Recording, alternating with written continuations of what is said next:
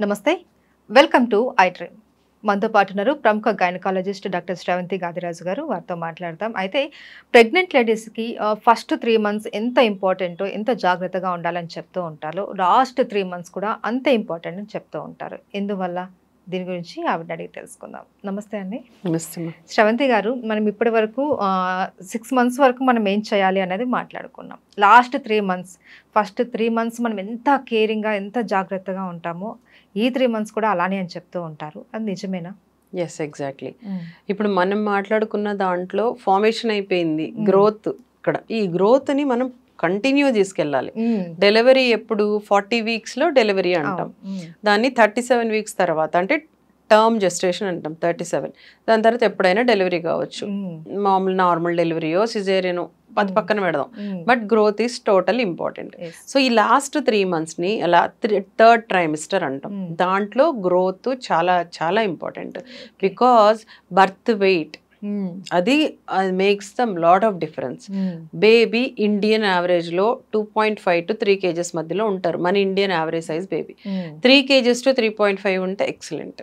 Birth వెయిట్కి అంత importance ఉంది. So దానికోసమే గ్రోత్ ఈజ్ మోర్ ఇంపార్టెంట్. అందుకని లాస్ట్ 3 months బరువు పెరుగుతున్నారా లేదా, ఉమ్మనీరు ఏమైనా తగ్గుతుందా, తగ్గితే మళ్ళీ బేబీ గ్రోత్ ఆగిపోతుంది. బికాస్ ఉమ్మనీరు అనేది బేబీకి, ఇప్పుడు నీటిలో చేపకి ఎంత అవసరమో ఉమ్మనీరు బేబీకి అంత అవసరం. సో ఉమ్మనీరు పర్టికులర్గా కరెక్ట్గా ఉండాలి. పర్టికులర్గా ఇంత అని ఉంటుంది, దానికి ఒక కౌంట్ ఇస్తాం, AFI అంటాం దాన్ని. ఎక్కువ ఉండద్దు, తక్కువ ఉండద్దు. సో అవన్నీ చూసుకుంటూ ఉంటాం. 7వ నెల, 8వ నెల, 9వ నెల, 5, 6, 7 అయిపోయినాయి కదా. సో ఇప్పుడు 7 నుంచి వాటర్ లెవెల్ చాలా ఇంపార్టెంట్. 8, 9, 10 ఇంకా ఇంపార్టెంట్. సో వీటి కోసమే స్కాన్స్, గ్రోత్ స్కాన్స్ అంటాం. అందుకనే అంటే బేబీ గ్రోత్ కరెక్ట్గా ఉందా లేదా, వాటర్ కరెక్ట్గా ఉందా లేదా, పొజిషన్ కరెక్ట్గా ఉందా లేదా, ఈ బ్లడ్ సప్లై కరెక్ట్గా ఉందా లేదా, డాప్లర్ అని చేస్తారు దానికి. అంటే baby to mother to baby blood supply, Doppler, ఇవన్నీ కరెక్ట్గా ఉన్నాయా లేదా మనం కంపల్సరీ చూసుకోవాలి. అయితే డెలివరీకి సిద్ధంగా ఉండాలి అంటే మదరు ఈ 3 monthsలో ఎలాంటి జాగ్రత్తలు తీసుకోవాలి? 3 months అని కాదు, ఫ్రమ్ ద బిగినింగ్. ప్రెగ్నెంట్ అయినప్పటి నుంచి మనది టార్గెట్ ఈజ్ నార్మల్ డెలివరీ. అది అసలు మన అవుట్ ఆఫ్ క్వశ్చన్ లా అయిపోతుంది. నార్మల్ డెలివరీ అదేదో అద్భుతంలాగా, నీకు నార్మల్ అయిందా అని అడుగుతున్నారు ఆశ్చర్యంగా. అసలు అది that is the natural birth కదా. అసలు నేచర్ గేవ్ ద వన్, మనకు ఒక దారి ఇచ్చింది, దాన్ని వదిలేసి మనమే అడ్డదారిలో బయటికి తీస్తున్నాం. సో నార్మల్ డెలివరీకి ప్రిపేర్ అవ్వాలి. ప్రతి body is for normal delivery. Dictum కొన్ని ఉంటాయి, సెట్ కావు. అంటే బేబీ కాళ్ళ కింద ఉండడం, మదర్ పేగు చుట్టుకోవడం కూడా ఒకటి కాదు. ఒకటికి ఏం ప్రాబ్లం లేదు, 2, 3 అది కూడా స్కాన్ లో చూపిస్తాయి అనమాట. అలాంటివో లేదా కొన్ని ఇండికేషన్స్, అంటే వేరేవి, అంటే బేబీ పెరగలేదు, అంటే బ్లడ్ సప్లై తగ్గిపోయింది, నార్మల్ డెలివరీ స్ట్రెస్ తీసుకోకపోవడము, అలాగే అడ్డంగా ఉండడము, కాళ్ళ కింద ఉండడం, మదర్ వేరే ప్రాబ్లమ్స్ ఉండడము, రకరకాల వేరే డిసీజెస్ ఉంటాయి అలాంటివి. అండ్ బేబీ మెయిన్ కిందకి రాలేని మార్గం ఉంటుంది ఒకటి, అంటే ఆ వే ఏదైతే ఉంటుందో బేబీ బాడీ కిందకు రావడానికి సరిపోవట్లేదు, ఇలాంటివి తప్పితే అందరూ నార్మల్ డెలివరీకి. ఎప్పటి నుంచి? ఫ్రమ్ day 1 వాళ్ళకి బాడీకి రెడీ చేసుకోవాలి. ఎలా? దీనికోసం స్పెషల్గా ఏమైనా ఎక్సర్సైజులు చేసుకోవాలా మేడం అని అడుగుతున్నారు.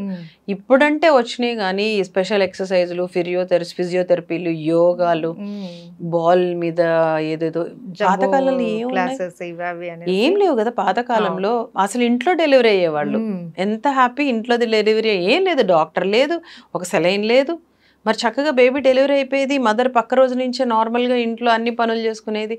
అంటే అప్పటికి ఇప్పటికి ఏం తేడా వచ్చింది? మనిషి ఆలోచన విధానంలో తేడా వచ్చింది. అంటే టైంకి పెళ్లి చేసుకోవట్లేదు, టైంకి ప్రెగ్నెంట్ రావట్లేదు, ప్రీషియస్ అయిపోతున్నాము, రోగాలు ఎక్కువ వచ్చేస్తున్నాయి, భయం ఎక్కువైపోయింది, సెన్సిటివ్నెస్ ఎక్కువైపోయింది, స్ట్రెస్ ఎక్కువైపోయింది, పెయిన్ తట్టుకోలేరు. Delivery pain is death pain. అవును, చచ్చిపోయినట్టు భయపడే చాలా మంది. ఎందుకు?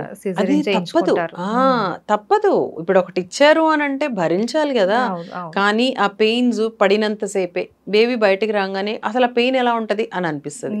అండ్ మదర్ ఇట్లా చక్కగా లేచి ఫిట్ అండ్ హెల్దీగా వెళ్ళిపోవచ్చు. అలా ఉండదు కదా. బెడ్ మీదే 3 రోజులు, తర్వాత ఇంకో 3 రోజులు మనం రెస్ట్లు, ఏ బరువు పనులు చేయకూడదు, బ్యాక్ ఏక్ అంటారు, పొట్టొస్తుంది, వెయిట్ పెరుగుతారు.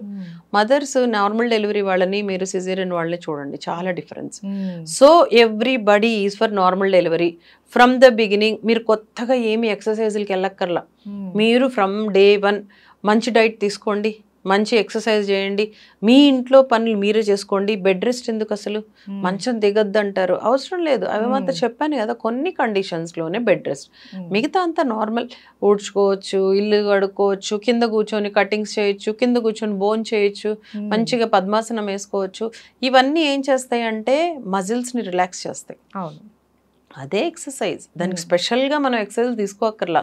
ఇప్పుడు ఏంటంటే కొంచెం ఈ లైఫ్ అంతా అడ్వాన్స్ అయిపోయి రకరకాల యాప్స్ వచ్చేసి రకరకాల డెవలప్మెంట్స్ వచ్చేసి దానికోసం కొత్త డాక్టర్స్ పుట్టుకురావడం, కొత్త అంటే అన్నీ అనమాట ఇన్స్ట్రుమెంట్స్, అంటే వాటికి మసాజర్లని రకరకాలు అనమాట, వాటితోటి ఏవో చేస్తూ అవి వచ్చినాయి. బట్ అవసరం లేదు, హాయిగా ఎక్సర్సైజ్ చేయండి. ఎక్సర్సైజ్ అంటే కూడా ఏం చేయట్లేదు, వాకింగ్, ఇంట్లో పని, just normal walking, this is more than enough.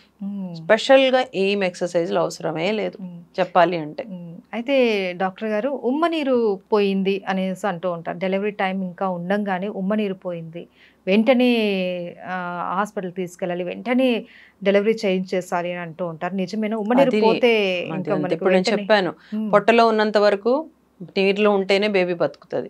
నీరు పోయింది అని అంటే బేబీ పోతారు. అంటే వాళ్ళకి అక్కడ నుంచి రావు ఆక్సిజన్, ఉమ్మ నీరు నుంచే లోపలికి వెళ్ళాలి. బయటకు వస్తే ఎయిర్లోంచి ఎలా వెళ్తుందో కడుపులో ఉన్నప్పుడు ఉమ్మ నీరు వాళ్ళకి ఒక మీడియా. సో ఉమ్మ నీరు పోకూడదు. ఉమ్మ నీరు ఎప్పుడు పోవాలి? డెలివరీ టైం వచ్చినప్పుడు నొప్పులతో పాటు ఉమ్మ నీరు పోవాలి. లేదు అంటే దాన్ని ప్రీ టర్మ్ డెలివరీ అంటాం. అంటే సంథింగ్ రాంగ్. కొంతమంది నెలలు నిండకుండానే పుడతారు కదా, వాళ్ళల్లో అలా ఉమ్మనీరు పోతుంది, పోకూడదు అలా. That is not correct. Okay, అలాగే ఉమ్మనీరు తక్కువ ఉన్న వాళ్ళకి ఎలాంటి ఫుడ్ తీసుకుంటే దాని గ్రోత్ ఉంటుంది? Same thing. ఉమ్మనీరు అసలు ఎందుకు తక్కువ ఉంది కనుక్కోవాలా. ఎందుకు ఉంటుంది ఉమ్మనీరు, ఎక్కడి నుంచి వస్తుంది? ప్లసెంటా అంటే మాయ నుంచి రోజు రోజు ప్రొడ్యూస్ అవ్వాలి. అలాగే బేబీ కొంచెం కాంట్రిబ్యూట్ చేస్తారు, లైక్ యూరిన్ రూపంలో అండ్ వాళ్ళ సెక్రిషన్స్ రూపంలో. అంటే అది కరెక్ట్గా నేచర్ గేవ్స్ అనమాట. సైకిల్ని మనము ఎక్కడో అబ్స్ట్రక్ట్ చేసాము. ఏది బీపీ పెరిగిందా, లేదు బేబీ నుంచి రావట్లేదా, బేబీ యూరిన్ రావట్లేదా, ఈ మాయ నుంచి రావట్లేదా, ఏదో కాజ్ కనుక్కోవాలి ఫస్ట్ వీలైతే ఆ కాజ్ని ట్రీట్ చేయాలి. దాని నుంచి పెంచడానికి కొన్ని మందులు ఉంటాయి.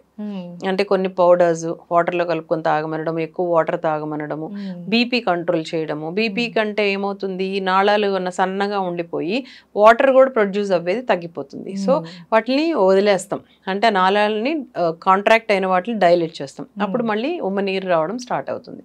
సో కంపల్సరీ ఉమ్మనీరు ఎక్కువ ఉండాలి, అది మస్ట్. అంతే. అంటే అడిక్వేట్గా ఉండాలి, ఎక్కువ వద్దు తక్కువ వద్దు. ఎక్కువ ఉంటే కూడా ప్రాబ్లం. మదర్కి షుగర్ ఉంటే బేబీ చుట్టూ వాటర్ ఎక్కువ వస్తుంది, మనకి అది కూడా ఉండకూడదు. పొట్టింత వచ్చేస్తుంది, గాలి ఆడనంత ఇబ్బంది పడుతుంటారు వాళ్ళు. ఏదైనా సరే కంట్రోల్లో ఉండాలి, మనకి ఎంత ఉండాలో అంత. ఎస్, అదే మనకి హెల్తీ కూడా. అండ్ ఆఫ్టర్ డెలివరీ తర్వాత ఫస్ట్ చేయాల్సిన ప్రికాషన్స్ ఏంటి ఆ ప్రెగ్నెంట్ లేడీకి డెలివరీ తర్వాత? మనకి దాంట్లో కూడా ఏం లేదు, జస్ట్ హ్యాపీగా మంచి ఫుడ్ తీసుకోండి, కొన్ని మందులు ఆల్రెడీ చెప్తాం అవి వేసుకోండి, బ్రెస్ట్ ఫీడింగ్ ఇవ్వండి ఫస్ట్. అసలు పుట్టిన వెంటనే స్టార్ట్ చేసేస్తాం బ్రెస్ట్ ఫీడింగ్. బేబీ కేర్, మదర్తోనే బేబీని ఉంచాలి, full breast feeding, exclusive breast feeding ఇవ్వాలి. మదర్ ఏం చేయాలి అంటే పొట్టకట్లు కట్టుకోవడము, ఎండబెట్టుకోవడం. అంటే ఏం తినరు, అవేవో పొడులేసి పెడతారు, అలా కాకుండా మంచిగా పుష్టికరమైన ఫుడ్ తినాలి. ఈ పొట్టకి చీరలు టవల్స్ అలాంటివి కట్టకూడదు, కట్టకూడదు అసలు. అవి గర్భసంచి కిందకి జారిపోతుంది, అది కట్టకూడదు. అది రాంగ్ నోషన్. అది ఒకటి. అంటే నడుంకి బలం ఉంటది అనేసి టైట్ గా కట్టేసుకుంటూ ఉంటారు, దట్ ఈస్ రాంగ్. కట్టకూడదు. మాక్సిమం బెల్ట్, అది కూడా ఒక నెల తర్వాతే. బట్ వాటన్నిటి వల్ల ఏం పెద్ద యూజ్ ఉండదు, ఓన్లీ ఒక టైట్నెస్ అనిపిస్తుంది అంతే తప్పితే ఏం యూజ్ లేదు.